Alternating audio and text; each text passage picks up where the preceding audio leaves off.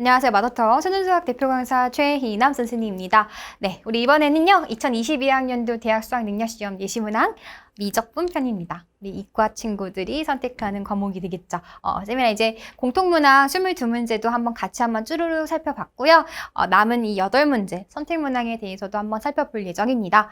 이 강의는 여러분들 착각하시면 안 되는 게 해설 강의가 아니에요. 자, 해설 강의는 쌤이 한 문제 한 문제 다 꼼꼼하게 아주 친절하게 열심히 찍어놨습니다. 네, 이 해당하는 문제들 아래 링크에 다 달려져 있을 거고요. 쌤이랑은 이번 시간에 이제 23번부터 30번까지 전반적인 요 흐름을 한번 보면서 우리가 어떻게 이 선택문항 8문제를 좀 대비해야 되고 그다음에 어떤 문제들이 출제가 됐는지 좀 큰 틀에서 한번 살펴보기 위해서 준비한 강의라는 거 놓치지 않아줬으면 좋겠어요. 네, 그럼 한번 스타트 해보도록 할게요.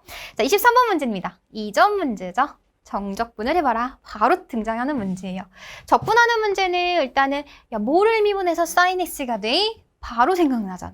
그쵸? 누구죠? 네, 마이너스 코사인 x. 네. 아니면은 저게 보이지 않아 라고 한다면 우리가 뭐 치환적분 혹은 부분적분 아니면 분수 형태는 식을 좀 조작할 수도 있어야 될 거고요. 네, 그런 적분에 대한 기본적인 내용 2점짜리 출제가 됐습니다. 절대로 실수하시면 안 돼요. 네. 그래서 평소에 계산 실수가 좀 많다 하는 친구들은 이런 문제 암기하는 거 조금 쌤이 지양할게요. 알겠죠? 암산하지 마시고, 암기래. 네, 죄송해요. 암산하지 마시고, 한 줄이라도 쓰고 가는 게 실수를 줄일 수 있는 방법이 될 수도 있습니다. 네. 그래서 2점짜리 굉장히 간단했고요. 24번 한번 넘어가 볼까요?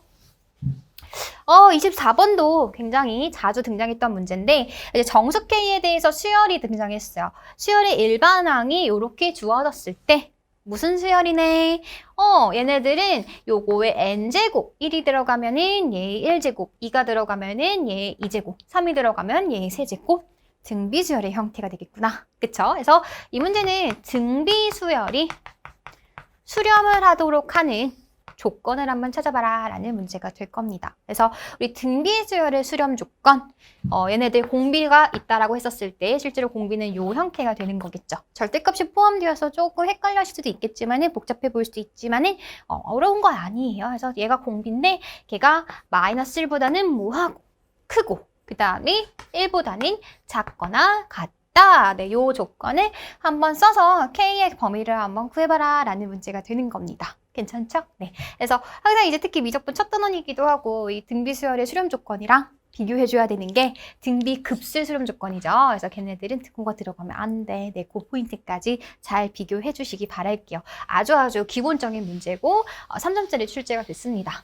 25번 한번 가보도록 할게요. 자, 매개 변수. 요게 이제 사실은 예전 교육 과정에서는 기하 벡터에서 나왔었던 파트가 미적분으로 옮겨왔죠. 그쵸? 그래서 매개변수 t로 나타낸 곡선에 대해서 저 곡선이 어떻게 생겼는지는 모르겠지만 우리가 포인트를 줄 것은 미적분이잖아요. t는 0에 대응하는 점에서의 접선이 일단은 그 접선 구해주려면 접선도 뭐니까 직선이기 때문에 뭐를 구해줄 수 있어야 된다. 우리 기울기죠. 기울기. 지금 이 매개변수를 주었을 때는 dy, dx를 바로 구할 수가 없으니 여기다가 뭐를 해줬다? t에 대해서 미분, t에 대해서 미분 이렇게 갔었습니다. 그쵸? 그래서 t는 0에 대응하는 접선의 기울기가 되는 거니까 t에다가 0 갖다 집어넣어주면 되겠네. 괜찮죠? 네. 기울기가 하나 나왔어요. 그러면 또 모두 등장해야 돼. 점도 하나 등장을 해줘야 되겠죠. 네, 그래서 점 갖다 집어넣어. 그러면 x좌표, y좌표 다 등장을 합니다. 네, 그래서 직선 완벽하게 세팅할 수 있고요. 그 점이 10,a를 지나요 라고 한다면 우리가 세팅한 직선에다가 얘를 갖다 집어넣어 라고 해주면 등식이 성립한다. 그래서 a값 쉽게 구할 수 있습니다. 그래서 얘 역시 3점짜리 기본적인 매개변수 t로 나타냈었을 때 접선을 구할 수 있냐라는 문제가 출제가 되었습니다. 굉장히 기본에 충실한 문제였었죠? 자, 26번도 한번 가볼까요? 3점짜리 문제입니다.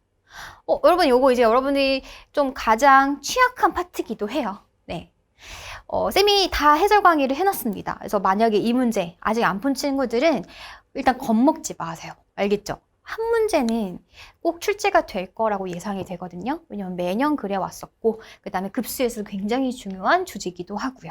그쵸? 그래서 한 문제는 출제가 될 것인데 얘네들 닮은 도형의 비를 찾아서 공비도 찾고 그 다음에 우리 넓이들의 합을 구하는 그런 문제가 되겠습니다. 그래서 이 문제는 3점짜리여가지고 왜 이게 3점짜리지? 라고 하는데 쌤 생각에는 장담할 수 없겠지만 올해 6, 9월을 봐야지 조금 더 자세하겠지만은 얘네들이 조금 더 이 문제는 굉장히 쉬운 형태예요. 닮은 비 찾기 너무 쉽거든. 네, 이 길이랑 요 길이 찾는 거 굉장히 쉽습니다. 그 다음에 이제 초항 찾는 것도 어렵지 않았었던 그런 문제여서 3점으로 출제가 됐지만 혹시 이 문제가 조금 더 난이도가 올라가서 혹은 닮은 비를 찾기가 힘들거나 혹은 초항을 계산하기 힘든 상태로 등장을 해서 4점짜리로도 출제가 충분히 될 수 있는 그런 파트다라고 생각해 줬으면 좋겠어요. 그래서 26번에서 3점짜리로 요 급수 문제가 출제가 된 것은 굉장히 조금 의아하긴 했었지만은 네, 요거 이 정도 수준에서 그치지 않는다라는 거 조금 생각해 줬으면 좋겠어요. 그래서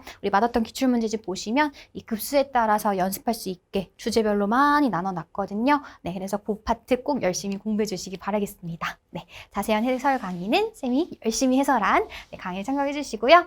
27번 한번 가보도록 하겠습니다. 얘도 기본적인 지금 3점 문제야, 아직까지도.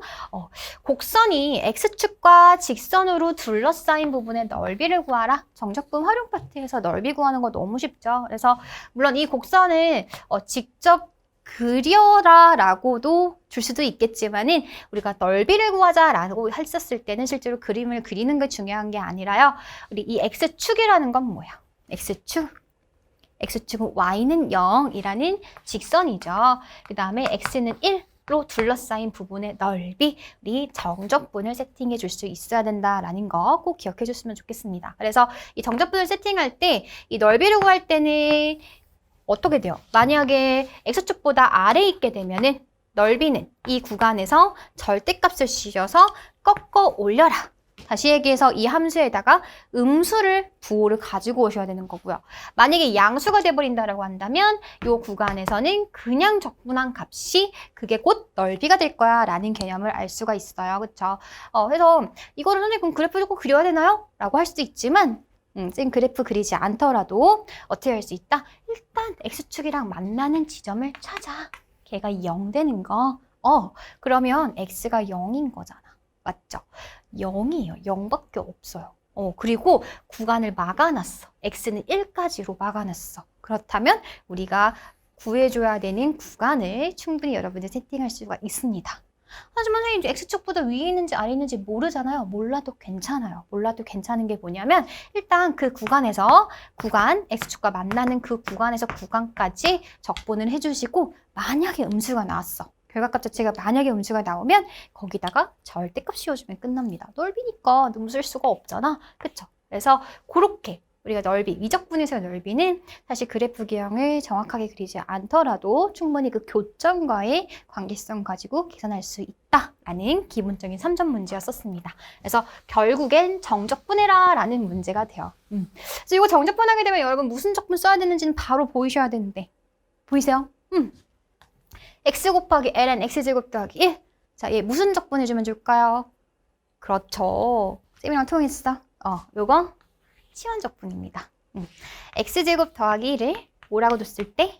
t라고 뒀었을 때 얘를 적분해 하기 위해서는 이제 t에 대한 식으로 치환을 해주는 거죠. 그쵸? 그러면 얘는 1dt 이렇게 만들어져서 x가 여기 보이네. 그쵸? 그래서 요거 하겠다는 소리예요. x에다가 ln에 x제곱 더하기 1. 요거 정적분을 해주자. 구간은 여러분들이 찾아주셔야 되고, 그쵸? 그랬을 때 얘가 t라고 한다면 x dx, 걔가 무슨 t? 2분의 1 dt.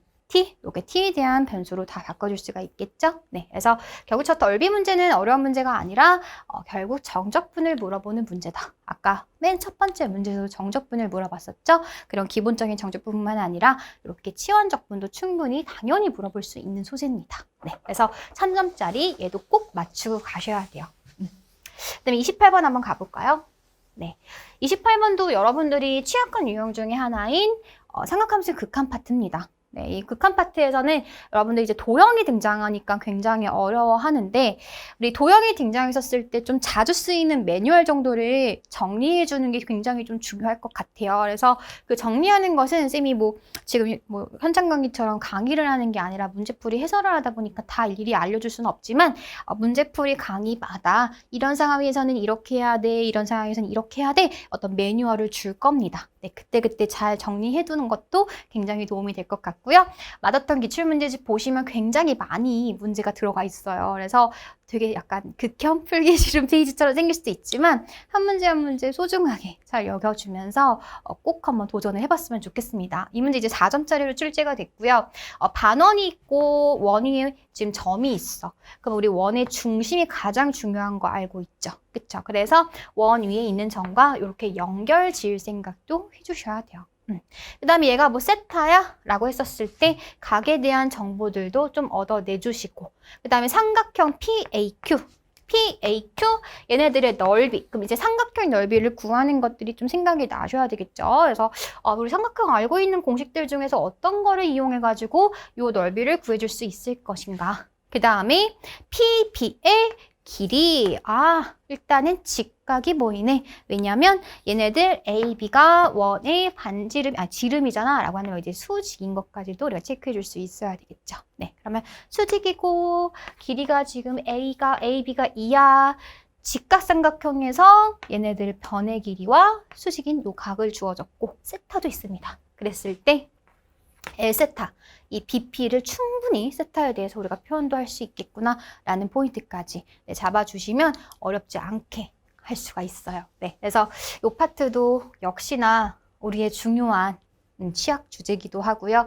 매번 나오는 빈출 문제기도 할 겁니다. 빈출 유형이도 할 거니까요. 이런 도형이 약해요 하는 친구들은 쌤이 아까 줬던 포인트 얘네들 어떤 도형이 등장했었을 때 우리가 만들어야 되는 보조선에 대한 매뉴얼들 그리고 정말 자주 쓰이는 이등변 삼각형, 정삼각형, 직각삼각형, 그다음에 뭐 소공식 막 이런 것도 있죠. 닮은 비용하는 공식들 같은 것도 한 번쯤은 좀 정리를 해줬으면 좋겠습니다. 그러면 조금 자신감도 붙고요. 자꾸자꾸 그렇게 내가 만든 매뉴얼대로 한번 시도를 해보시면은 나중에 굉장히 좋은 그런 결과가 나올 거예요. 아시겠죠? 그래서 피하지 말자 28번입니다. 자, 29번이었습니다. 이번엔요. fx 함수가 주어져 있어요. 그리고 fx가 라지 fx가 어떻게 주어졌나 봤더니 정적분으로 정의가 되어 있네. 그쵸? 정적분으로 정의된 함수입니다. 적분 구간에 변수가 있죠. 자, 이랬을 때 우리가 할 수 있는 것 일단은 얘를 미분한 함수가 요 변수 S죠. 적분 변수는 S입니다. S에다가 얘를 쏙 갖다 집어넣어. 그러면 T-fx구나. 요런 것도 읽어낼 수가 있어요. 그쵸? 그래서 fx에다가 음수를 붙이고 그 다음에 거기다 t만큼 평행이동한 함수가 되겠네? 라는 것도 생각해 줄 수가 있습니다. 왜냐면 fx를 우리가 완벽하게 다 알고 있으니까요. t가 뭔지는 모르겠지만 근데 그 함수가 x는 알파에서 최대값을 갖는다. 우리 최대최소 구해라 라고 한다면 라지 f의 뭐를 생각하자? 그래프 개형을 생각하자 라는 걸 떠올리셔야 돼요. 우리가 그래프 개형을 구하기 위해서는 뭘 생각해 줄 수 있어야 되죠? 걔네들의 도함수도 생각해 볼 수 있었어야 되겠구나. 결국 이 도함수를 해석하는 거네. 도함수를 통해서 어디에서 최대값을 가질 건지 해석을 하는 거네.